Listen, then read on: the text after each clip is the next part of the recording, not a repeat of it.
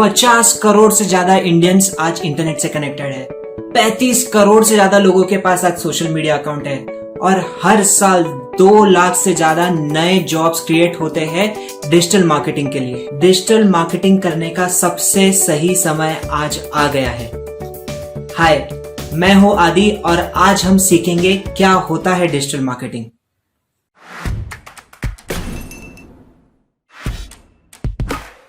Digital marketing का मतलब होता है कस्टमर के जरूरतों को समझना और उन जरूरतों के हिसाब से उन्हें एक सोल्यूशन देना। अगर हम डिजिटल के माध्यम से ये सोल्यूशन उन्हें देते हैं तो हम डिजिटल मार्केटिंग कहेंगे। तो एग्जांपल ले लेते हैं, जैसे फेसबुक पे आपने एक पोस्ट लिख दिया हो, उस पोस्ट में आपने एक प्रोडक्ट के बारे में सारी जानकारी दे दी है। ये पोस्ट आप जब करते हैं तब काफी लोगों तक ये फैल जाती है, इसे हम डिजिटल मार्केटिंग कहेंगे। और एक एग्जांपल ले लेते हैं, कई बार हम व्हाट्सएप के ऊपर एक छोटा सा वीडियो बनाते हैं और भेज देते हैं बहुत सारे ग्रुप्स में। घूमते घूमते वो शाम तक किसी और दोस्त से हमारे पास आ जाता है, इसे भी हम डिजिटल मार्केटिंग कहेंगे। आजकल हम काफी समय बिताते हैं हमारे मोबाइल पे। इनफैक्ट एक आंकड़े के हिसाब से 1.5 घंटे से ज्यादा समय हम बिताते हैं अपने फोन पे हर रोज। इसीलिए काफी कंपनियां इसका फायदा उठाती है और व्हाट्सएप, फेसबुक, गूगल पे अपनी एड्स देती है। पर ये डिजिटल मार्केटिंग काम कैसे करता है, क्यों इतना ज्यादा इफेक्टिव है? तो देखिए एक एग्जांपल। फेसबुक के ऊपर आप सर्फ कर रहे हैं और आपको दिख गया है एक आइसक्रीम का फोटो।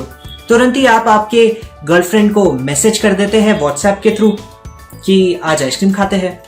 वहां से मैसेज आता है कि संडे को खाते हैं।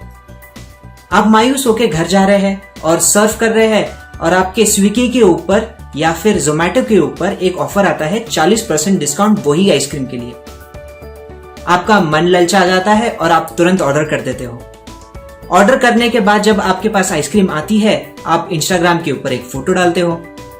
वो देखने के बाद सारे दोस्त लोगों का इंटरेस्ट बढ़ जाता है और वो भी वो आइसक्रीम ऑर्डर करते हैं। इस एग्जाम्पल में 4 चीजें नोट कीजिए। आपने फेसबुक के ऊपर पोस्ट देखा, व्हाट्सएप के ऊपर आइसक्रीम के बारे में बात किया, फूड रिलेटेड एप्स पे आपने एक डिस्काउंट देखा वही आइसक्रीम के लिए, और इंस्टाग्राम पे भी आपने पोस्ट किया इस आइसक्रीम के बारे में। इन सब चारों चीजों को हम कहेंगे टच पॉइंट्स।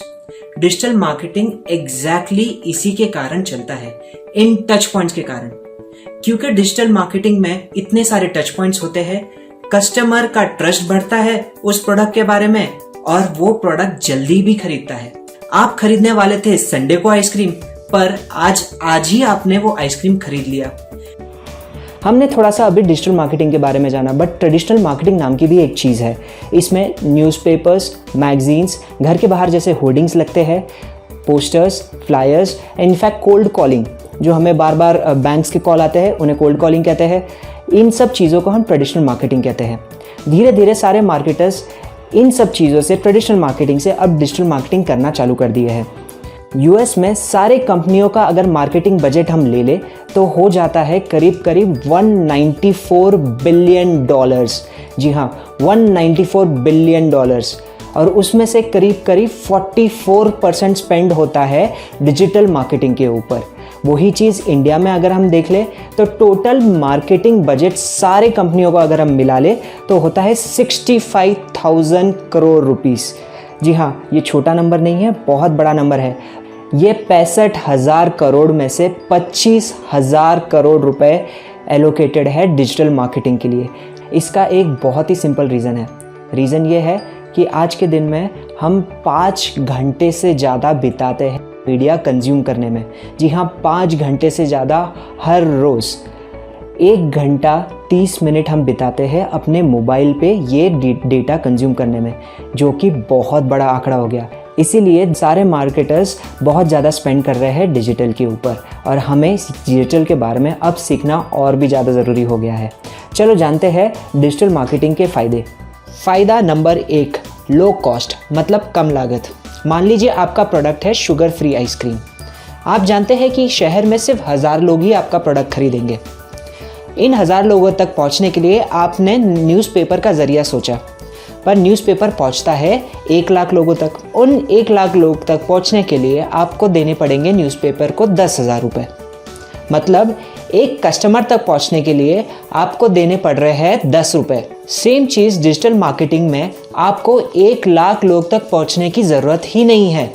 आप उन्हीं लोगों तक पहुंच सकते हैं जिन्हें आप टारगेट करना चाहते हैं। मतलब आपका बजट कम हो जाएगा और आपका फ़ायदा उतना ही बढ़ जाएगा। फ़ायदा नंबर 2, कम पैसों में विज्ञापन।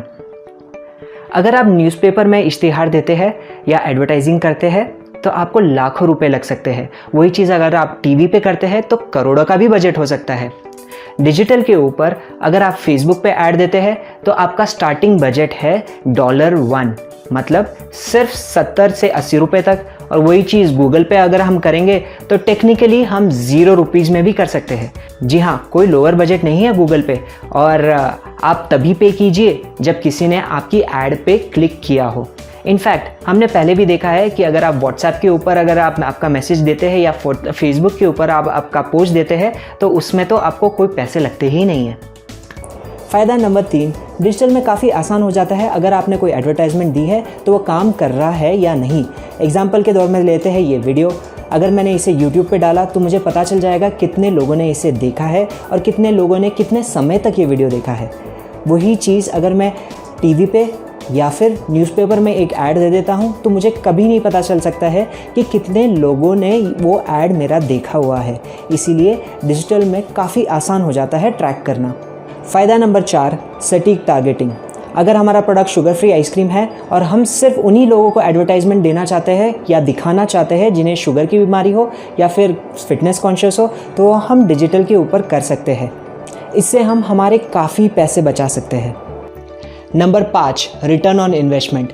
अगर आपकी टारगेटिंग सही हो तो आप ज़्यादा कस्टमर जीत सकते हैं कम पैसों में, जिससे आपको ज़्यादा मुनाफा होगा और इससे आपका रिटर्न ऑन इन्वेस्टमेंट ज़्यादा होगा।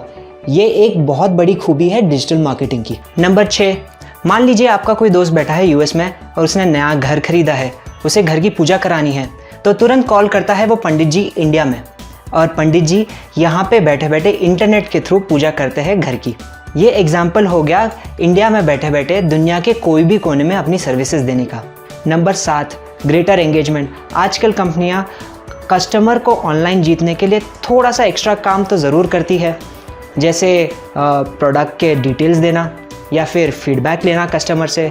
इनफैक्ट आप देख सकते हैं अगर आपके एयरटेल या फिर जियो में कोई प्रॉब्लम आ जाए, आपने एक कंप्लेंट अगर फेसबुक पे कर देते हैं तो 20 मिनट के अंदर अंदर आपको एक कस्टमर रिप्रेजेंटेटिव भी कॉल करता है। सोशल मीडिया की वजह से कस्टमर्स को काफ़ी पावर मिल गया है और कंपनीज हमारी बातें भी अब सुनती है। तो दोस्तों, उम्मीद है आपको काफ़ी सारी जानकारी मिल गई है डिजिटल मार्केटिंग के बारे में। नेक्स्ट एपिसोड में हम जानेंगे डिजिटल मार्केटिंग के कौन से चैनल्स होते हैं। अगर आपके कोई प्रश्न है या सुझाव है तो नीचे कमेंट सेक्शन में लिखना मत भूलिए, और मेरा यूट्यूब चैनल ज़रूर सब्सक्राइब कीजिए ताकि सारे नए एपिसोड आप तक जल्द से जल्द पहुँच जाए। honestdigitalguide.com पे भी आप जा सकते हैं, वहाँ पे प्रश्न पूछ सकते हैं। वहाँ पे काफ़ी सारे आर्टिकल्स और लिखे हैं मैंने जो आप पढ़ सकते हैं डिजिटल मार्केटिंग के बारे में। चलो मिलते हैं अब नेक्स्ट एपिसोड में।